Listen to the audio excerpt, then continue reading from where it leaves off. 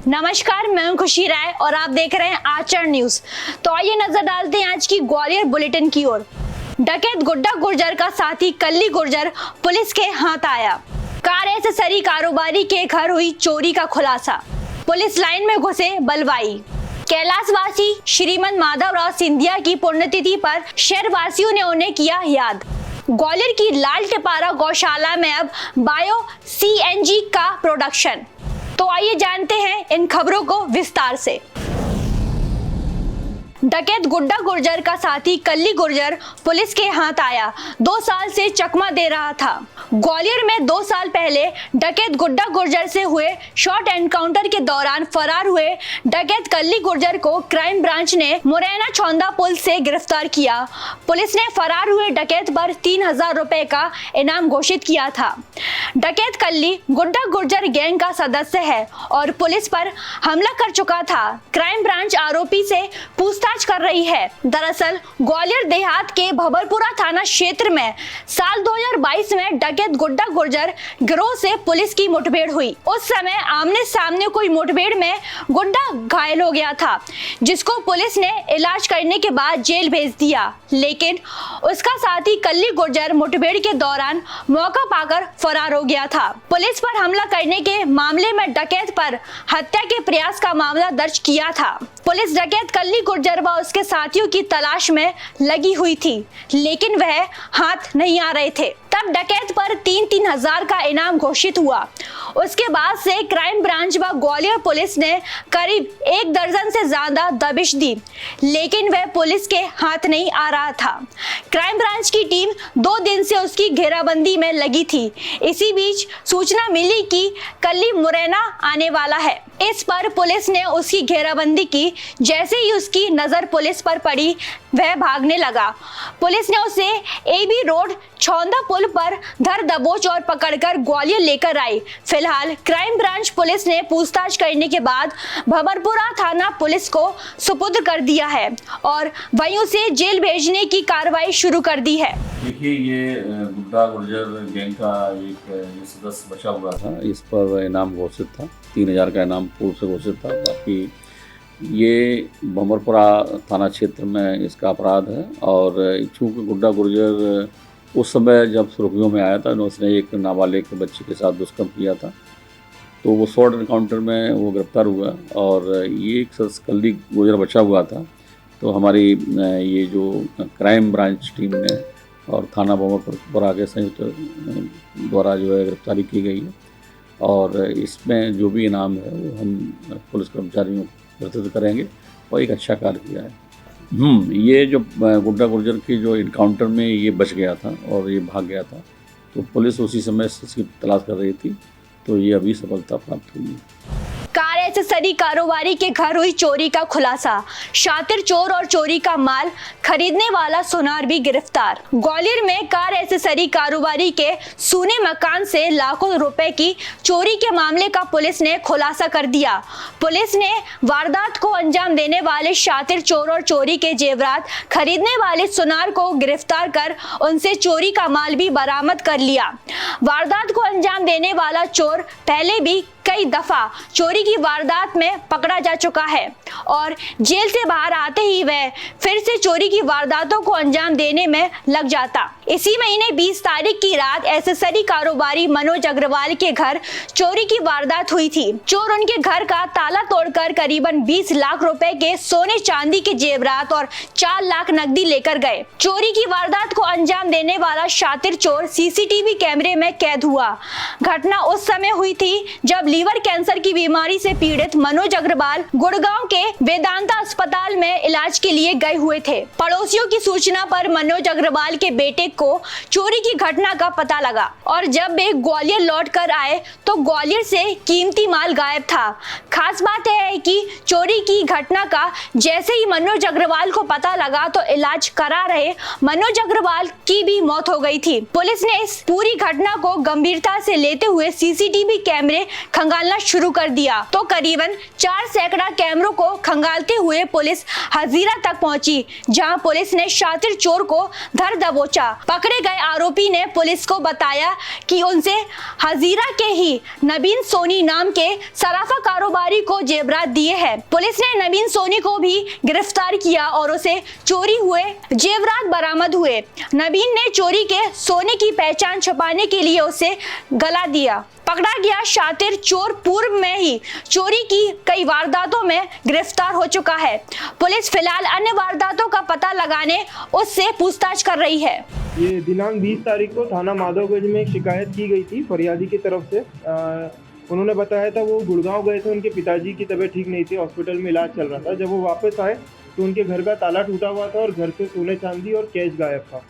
इसमें हमने टीम बनाई, फॉरेंसिक की मदद ली, फिंगरप्रिंट की मदद दी और टीम को हमने सीसीटीवी फुटेज और बाकी टेक्निकल डाटा के लिए लगाया। तो सीसीटीवी फुटेज के आधार पर जो हमें तस्वीर मिली, हमें मुखबिरों से पता पड़ा कि ये थाना हजीरा क्षेत्र में 4 शहर के नाके के आसपास इस हुलिये का एक चोर है जो रहता है। उस क्षेत्र में जब पूछताछ करी तो उस क्षेत्र में ही किसी मुखबिर से पता पड़ा कि ये राठौर चौक के आसपास मिल जाएगा। वहाँ से उसे जब हमने पता किया वो हमें मिला और उसे गिरफ्तार किया। गिरफ्तार करके उसे फुटेज और बाकी चीज़ें बताई तो उसने ये चोरी करना कबूल किया और ये बताया कि जो कैश है उसी के पास है और बाकी जो सोना और चांदी था वो उसने एक ज्वेलर है नवीन सोनी नाम से सुना उसे बेचा था। उनके आधार पर हमने नवीन सोनी उन्हें गिरफ्तार किया, उनसे पूछताछ की तो उनके पास हमें सोने का एक गला हुआ जो सिक्का था वो मिला और चांदी के कुछ आइटम मिले। कुल चोरी जो अभी हमें बरामद हुआ है वो करीब 10 लाख के आसपास माल है, जिसमें एक ये जो चोर है उसने एक पूर्व में माधवगंज में घर में ताला तोड़ के कैश की चोरी हुई थी 20-25 हज़ार, उसका भी होना उन्होंने हमें बताया। हाँ, उसकी अभी इनका हमने पुलिस रिमांड लिया है, उसमें पूछताछ में पता पड़ेगा कि पहले से कॉन्स्पिरेसी करके इनने चोरी की है या जब माल मिल गया उसके बाद उन्होंने। अभी वो पूछताछ करने में पता पड़ेगा, उनका ऐसा कोई रिकॉर्ड सामने नहीं आया।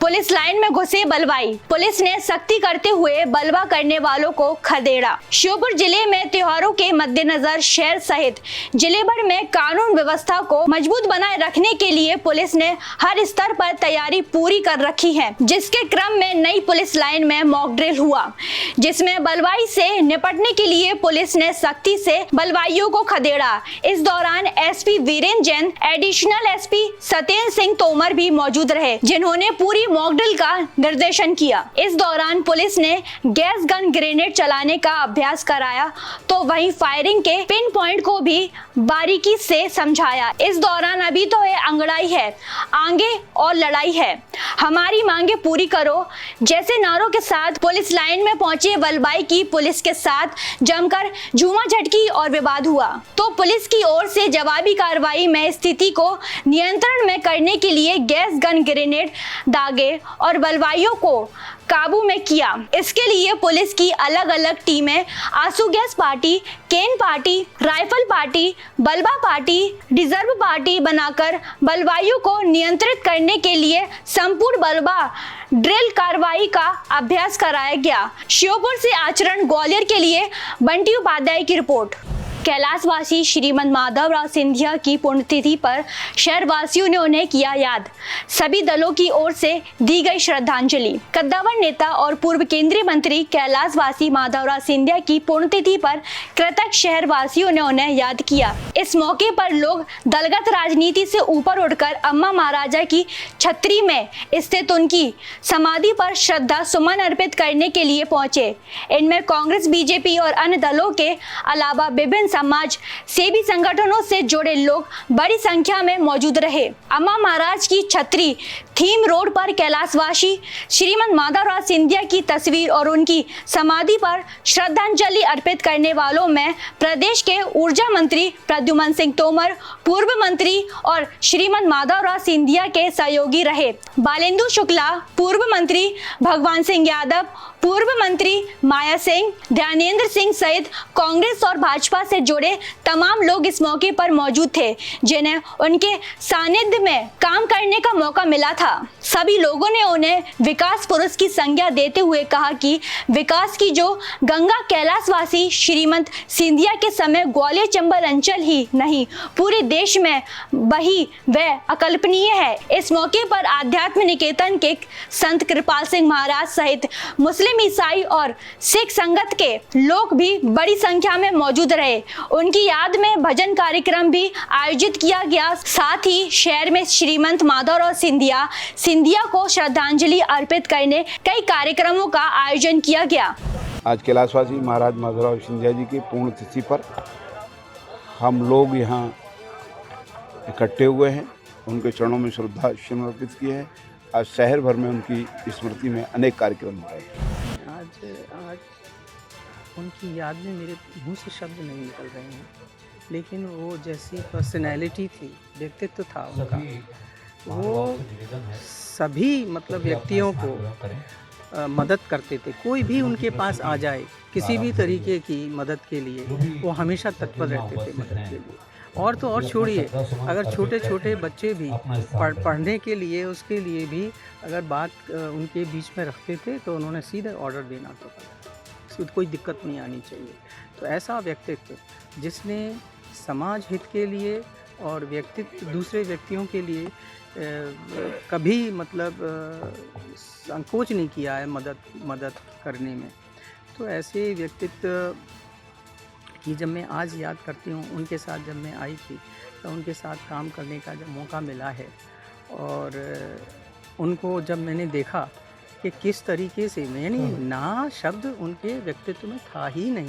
सिंधिया जी को कांग्रेस हमेशा नमन करती रहेगी। उन्होंने जो है कांग्रेस की मुख्य धारा से जुड़ के इस ग्वालियर अंचल के में विकास की गंगा बहाई और ये ग्वालियर चंबल संभाग के सभी लोग जानते हैं कि सिंधिया जी द्वारा इस क्षेत्र में जो विकास हुआ वो शायद उसके बाद कभी नहीं हुआ। लेकिन जिस तरह से आज सिंधिया परिवार के मुखिया कह रहे हैं कि कांग्रेस एक भ्रष्ट सरकार दी कांग्रेस ने, तो ये मेरे हिसाब से गलत है, क्योंकि वो स्वयं भी उसमें रह के उनने बहुत काम किया। हमारे कांग्रेस के प्रिय नेता रहे स्वर्गीय माधवराव सिंधिया जी की पुण्यतिथि है और ऐसे समय पर हम सभी कांग्रेस जन उनको श्रद्धा सुमन एकत्रित करने के लिए एकत्रित हुए हैं। और सिंधिया जी केवल कांग्रेस के ही नहीं बल्कि ग्वालियर के सर्वमान्य नेता थे। ग्वालियर के सभी ग्वालियर वासियों के हृदय में उनका वास है और निश्चित रूप से उन्होंने ग्वालियर के विकास के लिए जो कदम उठाए उनकी जितनी प्रशंसा की जाए वो कम है। और आज हम सबको दुख की घड़ी है कि आज हमारे बीच में सिंधिया जी ने इसमें उनका देहांत हो गया और सिंधिया जी के इस पुण्यतिथि के अवसर पर हम सभी उनको श्रद्धा सुमन अर्पित करते हैं। आज 23 सितंबर को हमारे बीच से अचानक एक हवाई दुर्घटना में कैलाशवासी श्रीमंत माधवराव सिंधिया जी का निधन हुआ था और वो एक ऐसा दिन था ग्वालियर के लिए जिसे हम काले दिवस के रूप में मनाते हैं। आज पूरा शहर शोकमुक्त रहता है और आज की उनकी इस बलिदान को हम यहाँ पर एक श्रद्धांजलि के रूप में मनाते हैं और उनके द्वारा किए गए कार्यों को सभी स्मरण करते हैं और अपने श्रद्धा सुमन अर्पित करते हैं। ग्वालियर की लालटेपारा गौशाला में अब बायो सीएनजी का प्रोडक्शन 100 टन गोबर से बन रही 2 टन बायो सीएनजी। ग्वालियर की लालटेपारा गौशाला न सिर्फ प्रदेश की मॉडल गौशाला है बल्कि यह अब आत्मनिर्भर भी बनती जा रही है। गौशाला में गाय के गोबर से गौ कास्ट और कलाकृतियां तो बन ही रही हैं, अब यहाँ बायो सीएनजी गैस भी बनाई जा रही है। इस बायो सीएनजी गैस का इस्तेमाल नगर निगम के साथ ही अब आम जनता भी कर पाएगी। शहर के लोग गौशाला के प्लांट से अपने वाहनों में गैस भरवा पाएंगे। इसके उपयोग से वाहनों का माइलेज भी बढ़ेगा। पीएम नरेंद्र मोदी 2 अक्टूबर को रांची से वीडियो कॉन्फ्रेंस के जरिए इसका उद्घाटन करेंगे। आपको बता दें, यह मध्य प्रदेश की सबसे बड़ी गौशाला है। इसमें 9,850 गौवंश है। यहाँ रोजाना 100 टन गोबर से 2 टन बायो सीएनजी गैस तैयार होगी। इंडियन ऑयल कॉर्पोरेशन ने 31 करोड़ की लागत से यह प्लांट बनाया है। 3 महीने बाद यह प्लांट नगर निगम के हैंड ओवर किया जाएगा। बायो सीएनजी की मांग सीएनजी की तुलना में ज्यादा है। ऐसा इसलिए क्योंकि बायो सीएनजी में 95% मीथेन होता है, जबकि सीएनजी में 90% मीथेन होती है। इसलिए बायो सीएनजी से चलने वाले वाहनों का माइलेज 5 से 10% बढ़ जाता है। निश्चित रूप से बहुत बड़ी उपलब्धि है, उसमें सारे लोगों का योगदान है और उनके योग पुत्र श्रीमंत ज्योतिरादित्य सिंधिया जी का भी उसमें योगदान है और उसको 2 तारीख को हमारे देश के यशस्वी प्रधानमंत्री वर्चुअल साइट उसका लोकार्पण भी कर रहे हैं। यह आदर्श गौशाला मध्य प्रदेश की सबसे बड़ी गौशाला है। 10,000 निराश्रित गौवंश का रक्षण संरक्षण की शाला है और संस्कारशाला भी है। यहाँ पे आने वाले निराश्रित गौवंश को रक्षण दिया जाता है और यह जो प्लांट हमारे पीछे दिखाई दिया जा रहा है, इंडियन ऑयल कॉरपोरेशन द्वारा 3100 रुपये की लागत से यह प्लांट लगाया गया है। इसमें 100 टन रोज की क्षमता से इसमें डालने का प्रबंधन है। इसमें गोबर, गौशाला का गोबर, शहर का गोबर और सब्जी मंडियों का जो कचरा है इसमें डाला जाएगा। इससे हमारे को 2 टन बायो सीएनजी की प्राप्ति होगी और 20 टन हमारे को जैविक खाद मिलेगा, अर्थात हमारे को हरित ऊर्जा की प्राप्ति होगी, हमारी धरा हरी भरी होगी और हम भी स्वस्थ होंगे। देश दुनिया की सभी खबरें देखने के लिए जुड़े रहिए आचरण न्यूज से। आचरण न्यूज, हर कदम आपके साथ।